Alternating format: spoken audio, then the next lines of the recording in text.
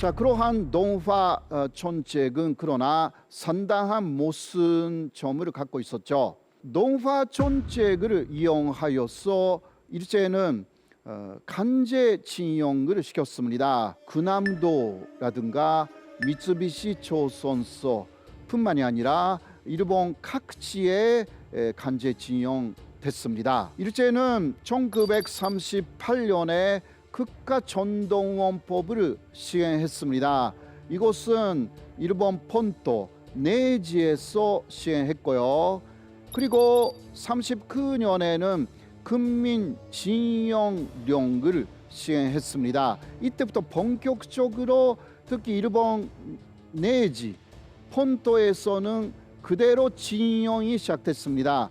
징용이라는 것은 강제적으로 그 노동력으로서 사람들을 공장이나 그 탄광이라든가 그런 데 투입하는 것을 징용이라고 합니다. 거부할 수는 없습니다.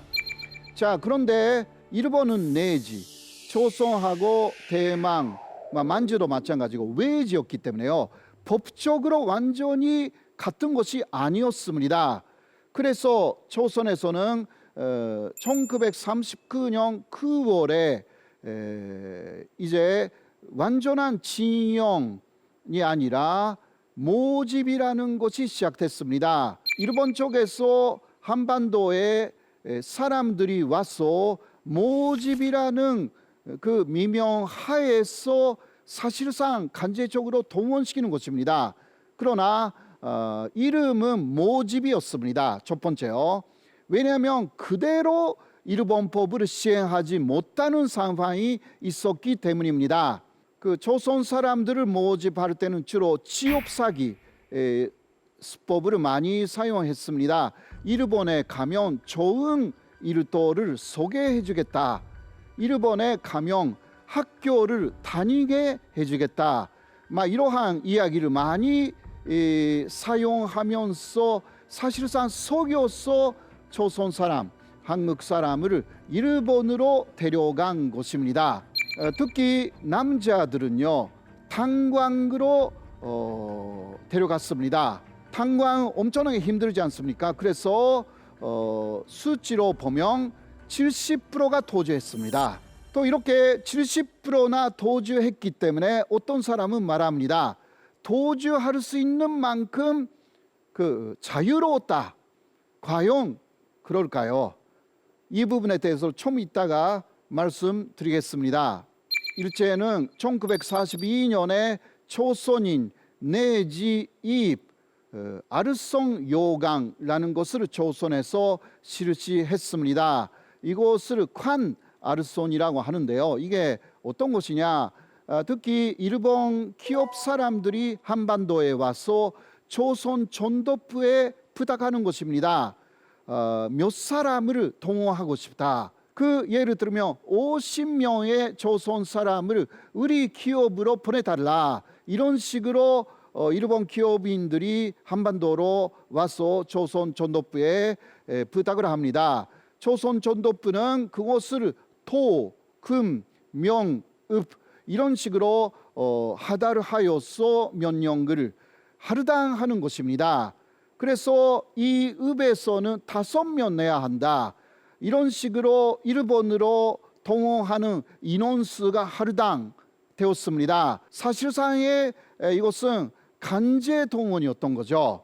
마지막에 일본이 39년에 시행한 징용령은 조선에서는 44년 10월에 국민징용령 이것이 조선에서도 시행되었습니다. 이때는 명령입니다. 전혀 거부할 수가 없습니다.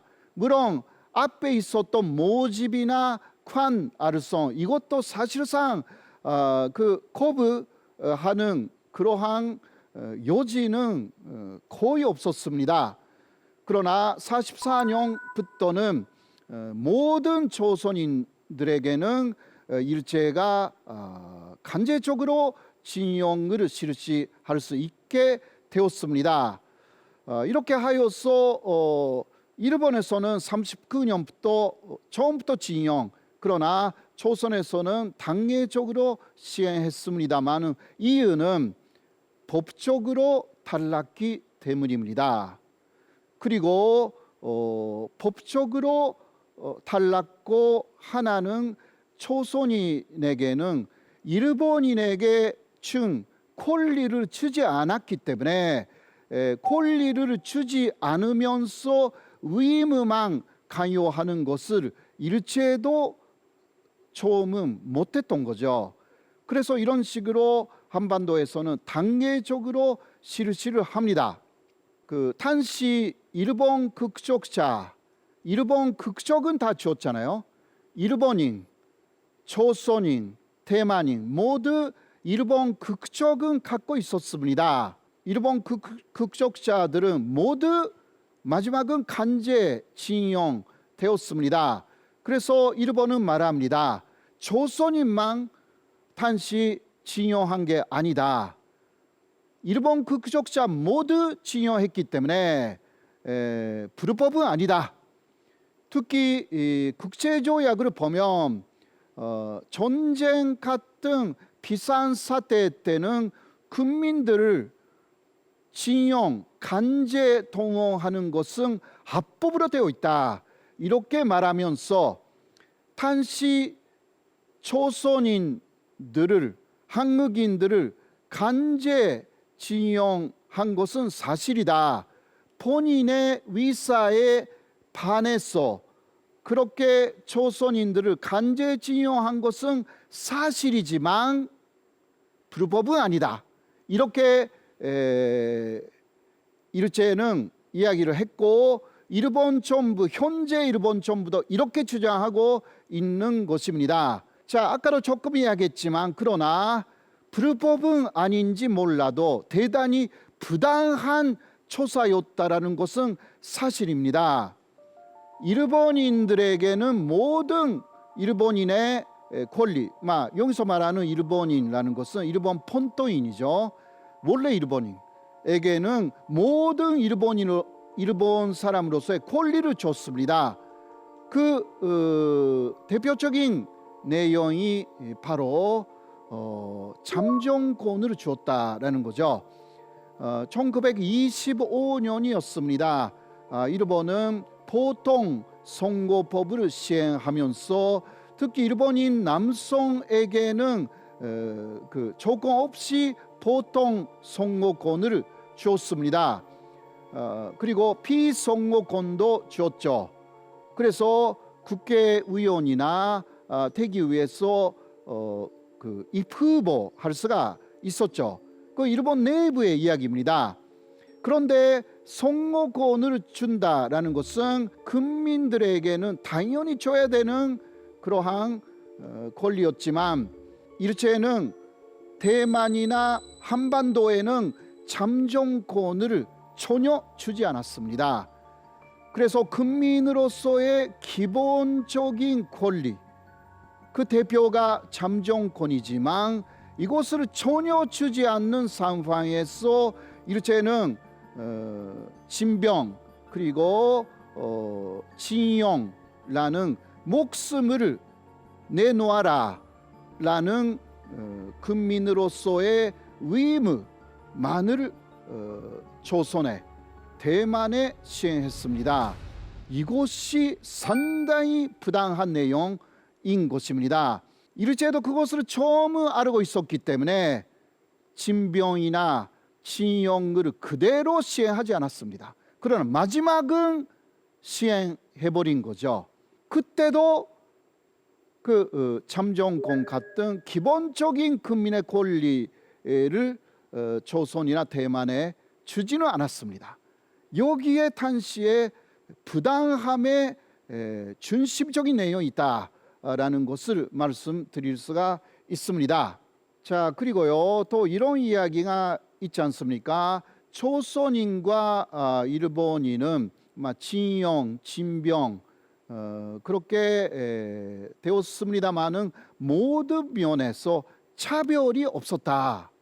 예를 들면 징용되어간 조선인은 일본인 사람들하고 임금의 차별도 없었다. 이렇게 특히 일본의 우파 세력은 주장해요. 한국에도 일부 그러한 일본의 우파 세력의 논리를 따라가는 사람들이 요새 나타나기 시작했죠.